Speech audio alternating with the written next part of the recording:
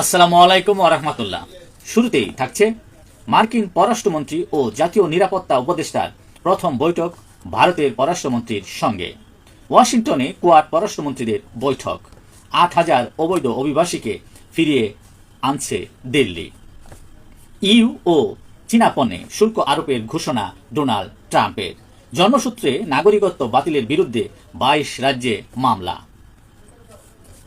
গাজায় ধ্বংসস্তূপ থেকে ১৫০ মরদেহ উদ্ধার। পশ্চিম তীরে ইসরায়েলি অভিযানে নিহত ১০। ইউক্রেনে যুদ্ধবিরতির নথি তৈরির কাজ চলছে বলে জানান নতুন মার্কিন পররাষ্ট্রমন্ত্রী মার্কো রুবিও।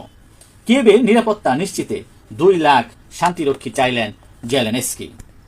ভারতের মণিপুর রাজ্যে বিজেপি সরকার থেকে সমর্থন তুলে নিয়েছে নীতিশ কুমারের দল ইউনাইটেড জেডিইউ। তবে কেন্দ্রীয় সরকার থেকে সমর্থন প্রত্যাহারের সিদ্ধান্ত নেননি বলে জানা